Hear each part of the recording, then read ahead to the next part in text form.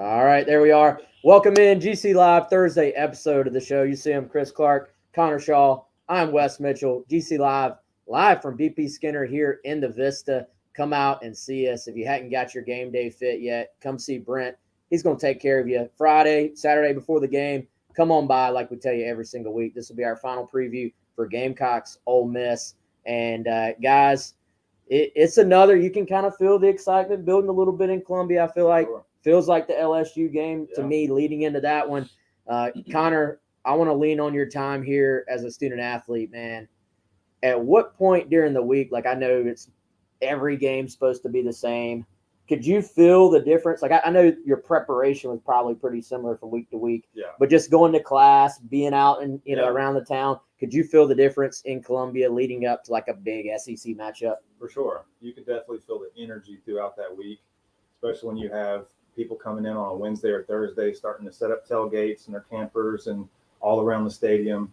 And just, it's always exciting to play a game as a competitor too. So, you lean on that process and those disciplines, but, these are 18 and 22-year-old kids that are also getting pretty emotional about a big time game, as they should.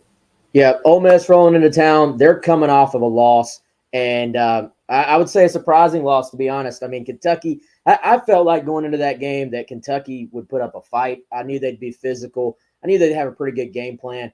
I didn't know if Kentucky could actually pull it off and win the game. So they go do that. They kind of worked their blueprint to perfection, hung in the game, still found a way to win it at the end. And, Chris, this Ole Miss team that's coming in, it feels a little bit different than what it felt like after they had just ran through the first four first four teams on their schedule, first four opponents on their schedule. They really weren't, I would say, tested much at all to that point. And then I was listening to some of the Ole Miss podcasts trying to get a feel for the vibe around their program right now. And it almost felt like a game where Kentucky, whether they had won or lost those first two SEC games, they just felt a little more battle tested, a little more comfortable being in a heavyweight fight. And so now Ole Miss finds themselves as a team that had super high expectations. I mean, they're already busting out the must win for this game. One of the Ole Miss guys basically told us, like, hey, this is the most important game so far of the Lane Kiffin era for Ole Miss, which I think is a little bit hyperbole, but you can certainly see how they would say, look, if they start 0-2 in SEC play, then their margin for error to possibly make the playoff is like done at that point. Yeah, I mean, Neil McCready, who was with us on the radio earlier today, Wes, said it basically cuts their margin. I mean, almost entirely eliminates it, right? And somebody else, just called me when we were sitting here before the show. I mean, maybe a little bit hyperbolic, but said, hey, South Carolina has a chance to basically wreck their season. And when you think about the expectation level, right, Ole Miss has come in with kind of a, hey, let's go out there and compete. No, what they have done in terms of their returning players, what they've done in the portal, it's been building for playoff or bust, right? So if you come in and, like you said, Wes, you go 0-2 in your first two games, your first two real tests, that really makes it difficult for the rest of your schedule. Connor, there's this sort of thing I see from fans all the time where if a team you're about to play gets upset or loses, it's like, oh, they're going to come in ticked off. They're going to be mad. I don't necessarily know that matters, but I do wonder, especially a team that we know is talented. We know a team that kind of cruised through 4 games.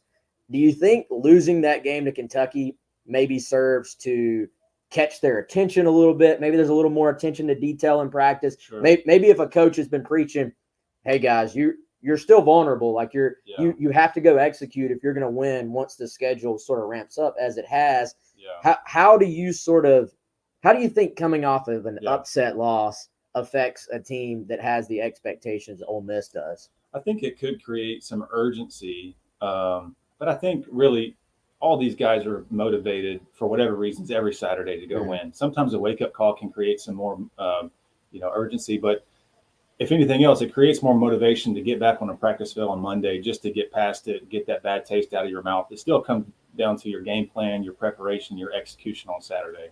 And, you look at Kentucky, who faced some adversity earlier in the year, responded in a really great way, kind of back to that Stoops brand of football and shrinking the game and owning the time of possession. I mean, a lot of the guys going in that Kentucky Ole Miss game was, okay, Ole Miss has the athletes to find enough explosive power to overcome their physicality in the trenches. Mm-hmm. But you saw what they did against Georgia too, though. I mean, Georgia has some firepower on offense too, and I think them being able to play keep away and sustain drives, no matter what that looks like, a lot of different quarterback run game and rotating quarterbacks and getting in 12 and 13 personnel. And when you're a quarterback on the opposing side, in that case, it was Jackson Dart, the Ole Miss offense. When you only have so many possessions, you start to press a little bit and you can get yourself in a hole. And I think that the scheme and that game plan is pretty good against a team like Ole Miss, where you're trying to keep the ball out of the hands of a really experienced and explosive offense and quarterback.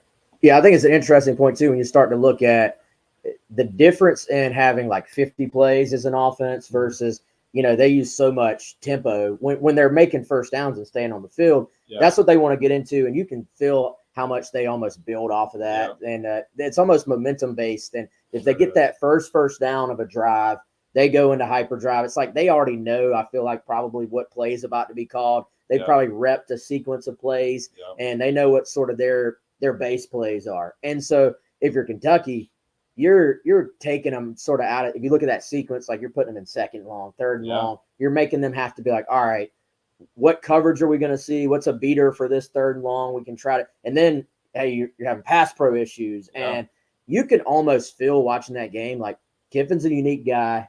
I feel like – they're out of rhythm. They're out of rhythm. And, I feel like this offense is almost like built in his image, like sort of quirky but explosive. And, I just felt like they got a little antsy as the game went on in terms of just you're not used to standing on the side. If you're Dart, you're used to being on the field, spread the ball around to all these different guys. Yeah. And then you have all these questions this week where it's, hey, well, why didn't this guy get the ball? Why didn't you spread the ball around to all these weapons we've heard about? Well, I just think those questions typically come up in a game where you're not able to stay on the field. How much from a quarterback perspective did you feel like you were able to spread the ball around and keep everybody happy when you're making those first downs and you're getting 70, 75 plays versus being in one of these games where you're like, we got to punt the ball away again? Look, anytime early in the game you can sustain drives and your game plan is working, like everything that you've worked in practice, you're seeing the fruits of that labor in real time on a Saturday. That's a lot of confidence and motion that gets built off of that. Now, the moment you go 3 and out and then 3 and out, then you start to question everything. You start to pivot and adjust. That's really difficult. But I really think the advantage that we have and what we saw with Kentucky against a team like Ole Miss, Jackson Dart, when he has 3 seconds, 3.5 seconds in the pocket, he's got weapons for lanes and windows to throw the ball downfield. If you can rush 4 and play coverage on the back end, which we have 4 guys that can get after a quarterback and play coverage where you're not having to sacrifice a linebacker or a nickel blitz. If you got guys in coverage, it doesn't create a lot of windows for a quarterback, but you're still feeling the pressure from on 4. That's a lonely position to be in sometimes when you just don't have a place to get rid of the football. And they found themselves in those situations. And, we're going to have a really good game with our defensive line once again. Yeah, I think you look at this Ole Miss team, like they, in terms of skill players, receiver, obviously Dart at quarterback. Then you look on the defensive side. I mean, they've built a heck of a defensive line of their own right. Yeah. But you start to kind of look, you're like, all right, from a roster building standpoint, their biggest issue has been offensive line, I think. And, I think they're missing Judkins a little bit at running back. Like, he was such a dynamic runner. I felt like he could maybe make them right on a few things in the running game. And they really just not been as explosive in the running game a little bit. So I think that's taken away. Maybe you're looking at a 2nd and 7 instead of a 2nd and 4 last year. And so, Chris, I know you do your like star power thing each week where you compare the 2 rosters, and you've referenced so Jim Nagy, Senior Bowl, has basically said this Ole Miss roster has as many like draftable guys, is that the way he said it, as about anybody. But it does feel like a lot of that is maybe more skewed towards offensive skill and then D-line, some linebackers probably too. But I wonder at running back and O-line if that's maybe where the deficiencies are. Yeah, I think so. And you're right. Jim Nagy said, I think 20 draftable guys on a roster, which is crazy for one class. You can look up and down a roster and say, hey, they got 20. Carolina's probably got 20, right? But in one class, That's a lot. So the funny thing about the star power comparison is a lot of Ole Miss's best players were not super highly rated. Juice Wells, unranked out of high school. Trey Harris, 3-star, right? Now, you pair those with some big-time guys. Jackson Dart was a big-time recruit. Walter Nolan was a 5-star, the top DT in the country. But they definitely stack talent. They do have some, I guess you could say, star power on the O-line, but that's the hardest position to project and develop, I would say. Yeah. And then they've got some injuries too, right? Their left tackle, we were told earlier, may legitimately miss this game, which, to your point, Connor, you're facing Kyle Kennard, Dylan Stewart, this pass rush for South Carolina. That could present you some problems for sure. Yeah. You were here at a time when our pass rush here, I mean, that's probably in my time watching Carolina, best we've seen. Yeah. I look at this group, and I've always had this rule of like, hey, we're not comparing anybody to clown. Like, just don't do it. Just don't do it. Yeah, because anytime Carolina is, because we cover recruiting. Anytime there's a big time DN, everybody's like, hey, but this guy look like Connie? I'm like, no. Like, I don't have to watch a snap. No, it's baseline. No.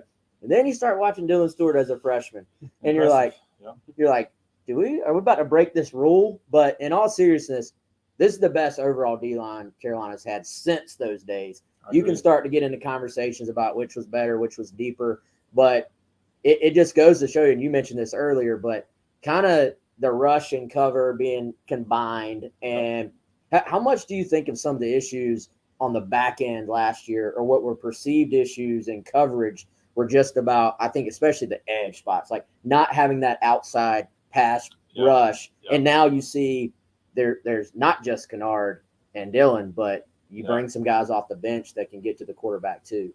Yeah, I think there's a reason why when the coaching staff huddles up early in the week, how you game plan starts with the front. How good is our defensive line? Because if you have a pretty stout 4 up front, it makes everybody better on the back end. And so you can hide a little bit of deficiencies on the back end with 4 guys that can get after the quarterback. You just don't have enough time. So, and to our, fortunate for us, we've got some guys on the back end that have played quite a bit of time with each other. And we've got 2 linebackers that can get downhill fast. And then we've seen that it has surprised me sideline to sideline with their athleticism. So, going back to when we were good and why we've been successful this year, I think it's just the blueprint of how the ideal way to play football is have a really good defensive line, play coverage behind it, disguise and mix it up a little bit, live in 12 personnel as much as you can, run the football, take your shots when you can on the time of possession, 6 instead of 3 in the red zone, and then win the turnover battle. And, we could probably do a better job holding on to the football on offense, but we created some turnovers, and we're playing that ideal way of football right now. Connor, I'm curious. So Lenoris is going through something you went through at times where you're coming off of an injury, and everybody on the outside is doing, hey, is Connor playing this week? I'm sure, and not every injury is the same, obviously. Like, I think sometimes people forget, like, there's a recovery process. So you may truly not know on Sunday, Monday, Tuesday if a guy is going to be ready to go by Saturday, and there's kind of that building up process. Maybe you're testing the injury leading up.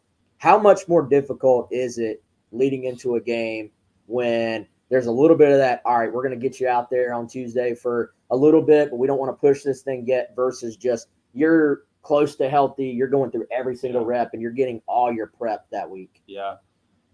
Especially a young guy like Lenoris. It's a little probably different if you're a senior. Great point. Because if you're a senior, you've been through it for 4 years. You know how to play and process and game plan throughout the week and what to look for when you're not on the field, right? Being the coach, player type of thing. As a young player, it's a little bit more difficult, especially if you're a competitor like Lenoris is. You want to take every rep. You want to build that confidence.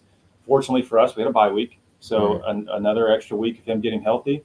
And we saw exactly why you bring in a guy like Robbie against Akron, where you don't have to change your offense a whole lot. I anticipate Lenoris playing, but I wouldn't be surprised if we saw both of them play. But I do know that room really supports each other from a preparation standpoint, and they pull for each other. It's a tight-knit group, and those guys will be prepared to play. Yeah, you look at those 3, and Chris, you and I have talked about this. Like, South Carolina's not dealt with the overall just avalanche of injuries like last year, but then you start to look, all right, QB1, RB1, Jared Brown. It felt like Jared was starting to emerge as at least one of your top receivers. Right. Mazio's obviously played well. Thought Larvadan did some good things against Akron, but that's three like key spots right there, man. So I'm with Connor. I think Lenoris is going to play. Like everything I've heard, sort of seems like they're ramping him up to that. And but Chris, how much of an impact do you think it is if come Saturday it's hey Rocket's available, Jared's available, and then Lenoris is out there versus backups? Huge. I mean, I was thinking about this earlier. Guys, we can't do the transitive property thing, and especially this year in the SEC. Like, just about everybody's good. There's one or two teams that aren't, very good in the league. Other than that, it's kind of any given Saturday type of deal, right? Even for elite teams. Georgia, you see what Kentucky did to them. It's interesting, though, that South Carolina scored points against LSU. Big explosive plays from the two guys you mentioned carry the day, right? Lenoris, Rocket, running the football, that's what they can do. You look in Georgia, struggled to score points against Kentucky. Like you said, Connor, they're dynamic. Ole Miss struggled to score points. South Carolina scored 24 offensive points. The other one was a pick 6 against Kentucky. So, again, taking out the whole transitive property thing, this has been an offense for South Carolina that has some warts, pass protection, right? Receiver play, young quarterback play with Lenoris, turning the football over, like you said, Connor. But when they're clicking, they've actually been pretty good. And so, obviously, it's huge to be able to have your top guys at 1 or 2 or 3 positions, particularly at quarterback. That's the only position where you touch the ball, aside from center, of course, every single play. I'll add to that, too, because I think, once again, special teams have been a huge factor in Carolina football. And to have a guy like Kai who can flip a field is humongous when you have a defense like ours who is pretty stingy. If you're able to flip a field and make them go 60, 70, 80 yards every drive, man, the odds shrink a little bit on you scoring points. So, to your point, if we're able to minimize the turnovers on offense and just ending every drive in a kick, right, whether that be a field goal, an extra point, or a punt, you got to feel pretty confident with who you have on the other side of football. And I think to that point too, Connor, like even a punt, especially if it means you got a couple of first downs and as opposed to like 3 and out, punt the ball back, they have great field position versus, you get out to the 50, down them at the 9-yard line, then they're dealing with the student section right behind them, and 100%. their play, like their sheet gets cut. It all matters. Like and you can always, I feel like you can look back at a game and sort of those little swings that are almost lost in the stats and lost in it's those hidden yards. That just don't show up at the end of the game when you're looking at going over all the stats. But they play a huge role in it for sure. And I feel like Kai for his standards was not as good last year as we've seen him be mostly so far this year. Kai has been great, and I think he would tell you that. Like, I'm not bashing last. It was a solid year for most punters, but he's used to being one of the best punters and definitely the most dynamic punter in terms of being able to give you that threat. The move he made where he on the fake field goal that got overturned. He's an athlete. Apparently the best golfer on the team. So shout out Kai. Maybe some other guys will have a problem with that, but definitely, I feel like Kai's just one of those guys that probably could just be like, Kai, we're gonna play some kickball today, and he'd just be like, I'm the best. Like, just probably picks it up. Elite 3-point shooter and plays great defense and probably dunks it too. Yes. Annoying. So those guys are kind of annoying, honestly, but you gotta love it when they're on your side. But so guys, going to this thing for South Carolina, big recruiting weekend as well, Chris. We'll have more on that on Gamecock Central. But Connor, when you were going through the recruiting process, how much were you looking at, if you went to a game, how much were you looking into, did they win the game or lose the game versus, man, this is a great atmosphere. I could make an impact here. They're close. They're competing. They just need a few more pieces. I feel like a lot of times, you don't want to start stacking losses, obviously, but losing one game, Chris, and I see the trend of where they're going. I think you just defined what it was during my recruiting process, because that was like 08, 09. I committed in 09. There was a lot of really positive things happening here. You were like right there at the beginning of the climb. You could see it. You could feel the guys that were committed in that class. You knew that, man, we're so close. Just need a few more pieces, and a lot of veterans in that room that we had. But the atmosphere. I remember going to the Florida game at home when we wore the Wounded Warrior, Wounded Warrior deal, And that was an electric atmosphere, and watching Steven compete, and a lot of guys making plays against a very good Florida team. So these recruits will come in here, they'll feel the atmosphere in Williams-Brice Stadium at 3:30 kick, and they can't help but to be excited around that. And then we'll see what type of product we put on the field for them. What was it like doing the 2001, like coming out of the cocky train and then the Gamecocks? That had to be a pretty sweet moment. I did it for the first time when they did it last year. That was the first time I did that. But doing it with my 7-year-old son was pretty special. It was cool, man. Decker was really nervous about it, and we were kind of peeking through the cockaboose, and he could see everything going on, the band, the white towels going. He was like, man, this is freaky, Dad. But that was a really special thing, and it's a pretty cool tradition, too. But was he just awestruck? Like that? It's different. Yeah. I mean, as you know, like being on the field and just looking all around you. And he's 7. So, I mean, that's an overwhelming moment. But he was super pumped that he was able to do it afterwards. But, yeah, cool experience for Dad here, for sure. Yeah, awesome moment. By the way, we are here live at BP Skinner. We got some folks rolling in right now. Brent's got you covered, by the way, whether it's Gamecock gear or maybe you're getting married, maybe you're going to a big event. He's got you covered on that as well. Come on out to BP Skinner in the Vista. Still plenty of time before the game as well. Chris, we've been talking about this game all week now, man. Yeah. What kind of keys to victory other than the normal, don't turn the ball over. We got to, win the red zone, all those things. What's kind of permeating in your head all week, man? Well, obviously, and I think we'll get more into this, but the health of both of these teams, like that's a big key. So for South Carolina, it's QB1, RB1, Jared Brown, right, in question, and certainly, I mean, and Connor said, Lenoris, we think plays. He's probably the farthest along, but is there any diminished effectiveness? What does Rocket look like? Jared Brown, I mean, certainly Lenoris, Rocket, them being healthy and as close to 100 as possible is big. On the other side, Ole Miss. Now, they put out their injury report. How many guys are on it, Wes? 25, I think. Have you seen this, by the way, Connor? I have not. So, I read it. I was like, whoa. There's a little gamesmanship probably with that. No doubt. So, apparently, Kiffin did this last week, too.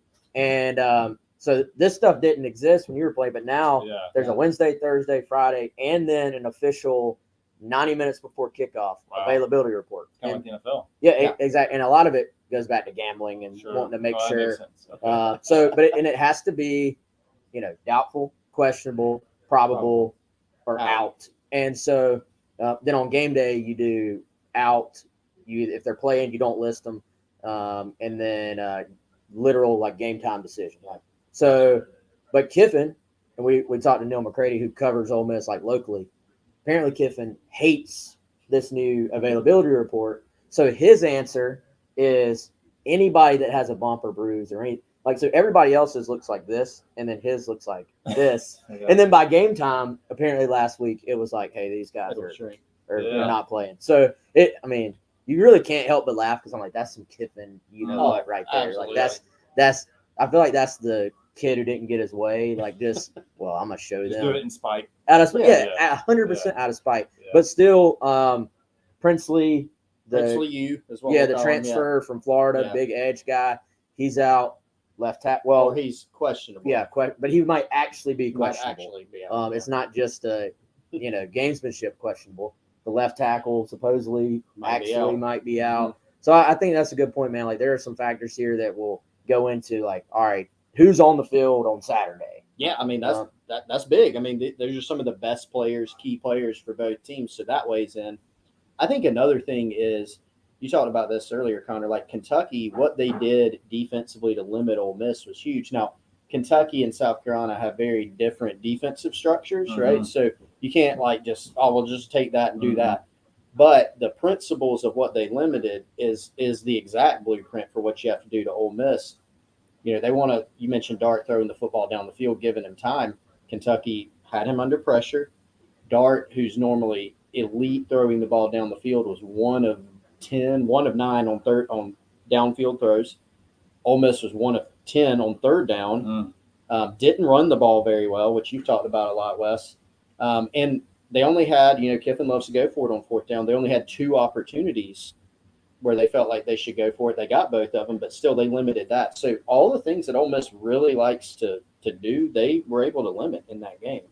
Connor, You tell me if I'm dead wrong on this, because this is just me sitting at home watching Ole Miss, like watching them just beat the absolute heck out of Furman and some of these other teams. I went back, watch ESPN app these days is awesome. Like you can just sit there, hit on demand, you can pull up stuff.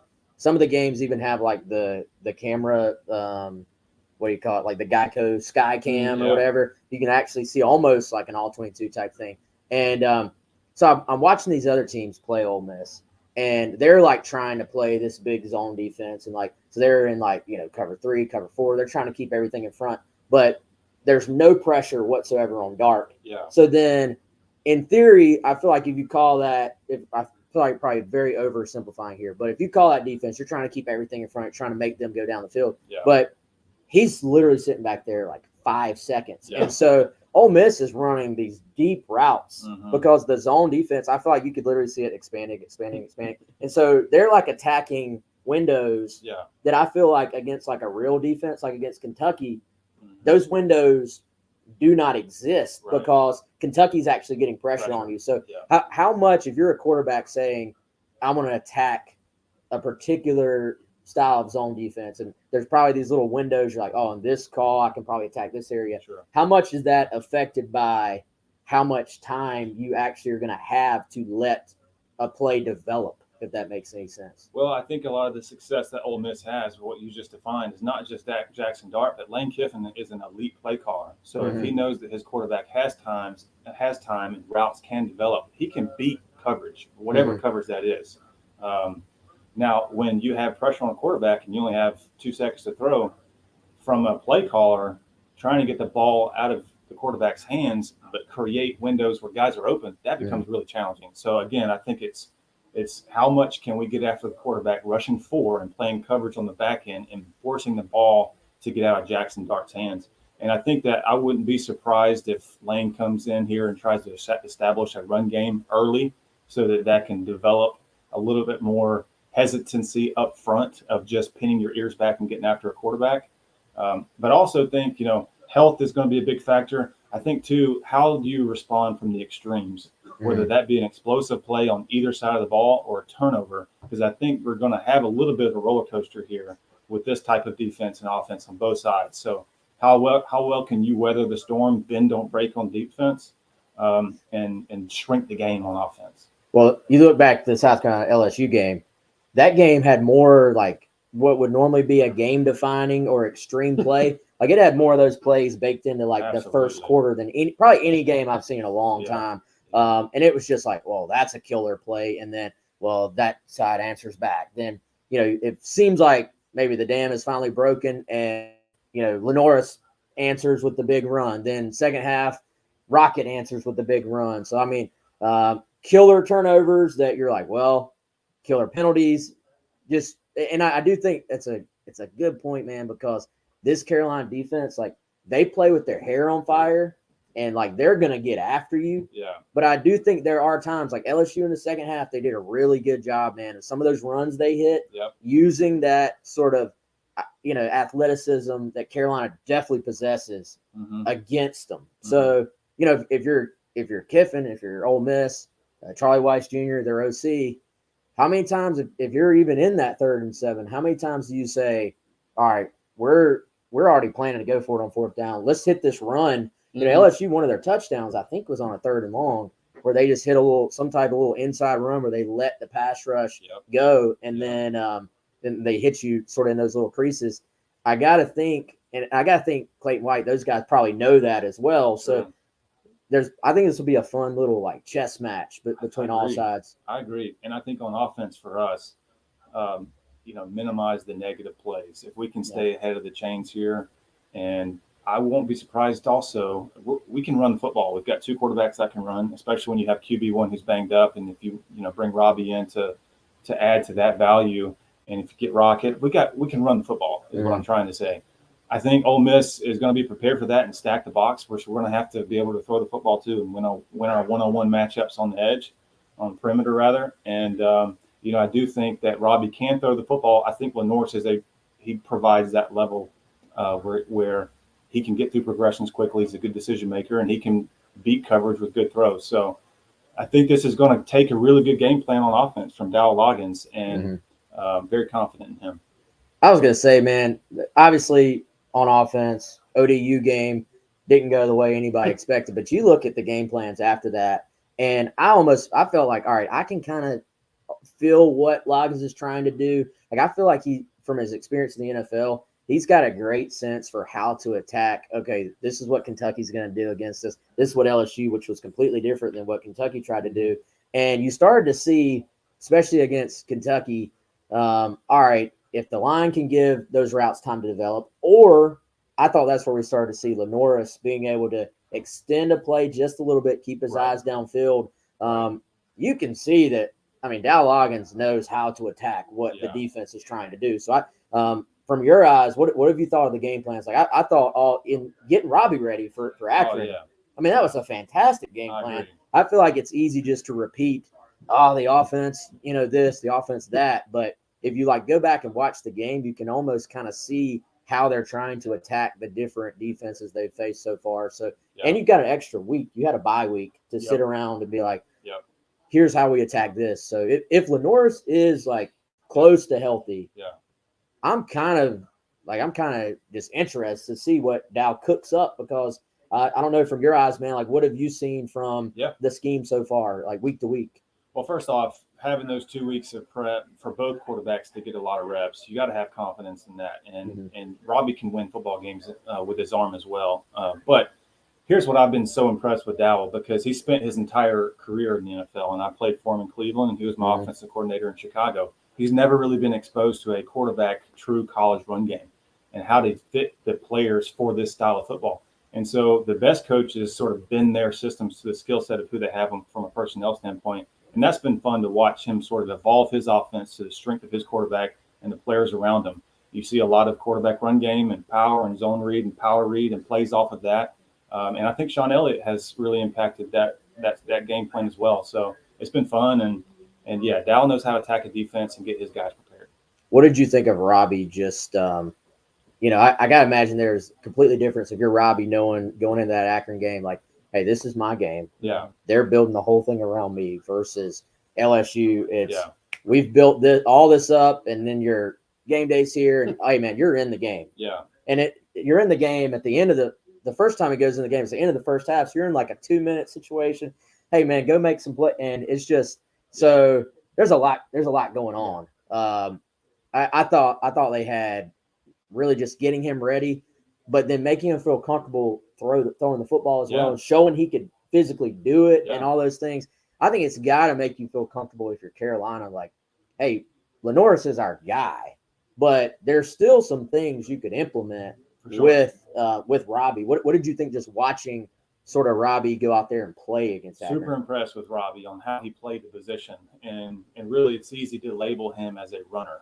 And maybe I was a little bit guilty of that too, because he's an exceptional runner. He's a great athlete. We saw that. But some of the throws that he made, it didn't matter if it was Akron or LSU or Ole Miss. I mean, those were beating coverages with a perfect football and great timing and great accuracy. So that's got to add to the level of confidence for Robbie. But reps matter. If you're able to get reps during practice, because if you going into a normal week with a quarterback, with Lenoris starting and taking most of the reps that week, it's very difficult to be put in a situation on Saturday to play at a high level. So again, I think these 2 weeks of, Robbie maybe having to get reps because Lenoris is beat up a little bit to just to be confident in the preparation going in Saturday for both of the guys. The throw, catch, the route, the one to Mazio, down the middle of the field. Yeah. That thing was super impressed. That was impressive. And you could tell that he was super poised, hanging in the pocket. He wasn't looking to extend plays every time. He wasn't looking at the rush or lanes to run. It was good to see him sit back and play the position the way it's supposed to be played. And it would be a great opportunity for both of them this Saturday. All right, guys. I think it's about prediction time. We've talked through it enough. Chris, we'll let you go first, man. What's your score? What's going to happen? Any just random predictions? Random predictions. Yeah. This one's been tough, man. We talked about this, Wes. Try not to be like a prisoner of the moment and base your pick on the past game where, South Carolina just won.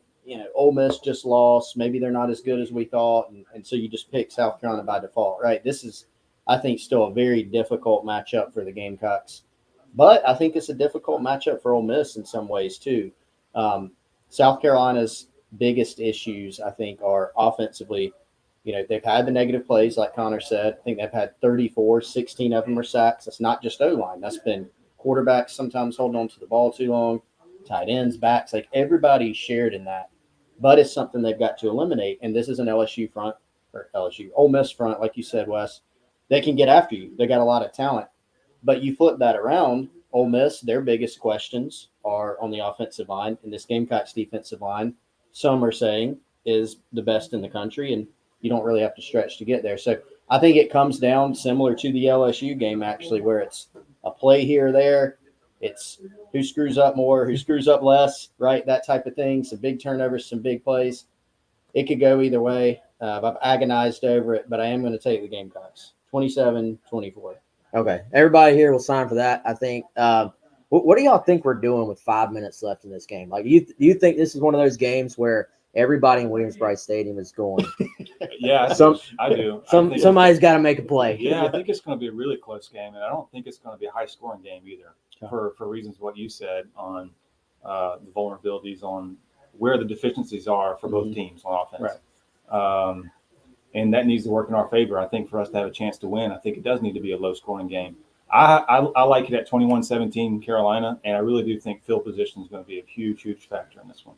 Your coach used to say every game stands on its own merit, which I always thought was one of the most so Lou Holtz would always say, it's not as bad as it looks, it's not as good as it looks. Like, no matter how good you looked, it's somewhere in between. But Spurrier, all that comparing, so much can happen in a football game. Yes. I mean, how different is our conversation right now if that Kentucky fumble down at the goal line does not bounce right to their guy? Yeah. Like, everybody's going, hey, Ole Miss, they had a tough test, but they survived and they found a way. Hey, what happens if we don't get a strip sack against Old Dominion earlier in the year? These games, it's why you play college football. Why play a game? Mm-hmm. Every game stands on its own for sure. And even, Carolina by score beat the brakes off of Kentucky. Yeah. If those two fumbles at the beginning of the second half that happened, one bounced right up to Michael Smith. The other one, the Kentucky guy's about to jump on the thing, somehow misses it, and it rolls.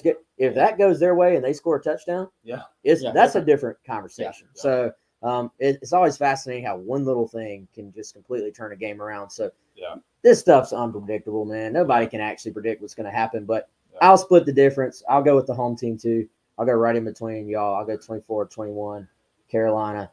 Could we get some redemption with a game-winning field goal? Like, that would be an awesome way for Carolina to walk this thing off and win it. So we'll see what happens, man. But I'm excited. It's going to be fun. Yeah. Connor, you ready, man? You excited? Ready to go. My son and I will be there, and you'll be out there. Bryce will be like it always is on Saturdays in Columbia. It'll be rocking. So for Connor, for Chris, I'm Wes. Come on out to BP Skinner. Hang out with him. Also, we didn't mention it in the top. Shout out to our guy, Clint Hammond. He's our presenting sponsor. If you're in the market to buy a home, hit up Clint, 803-422-6797, NMLS number 71597, ClintHammond.com. But from BP Skinner, again, he's Connor, he's Chris, I'm Wes. We'll see y'all next week.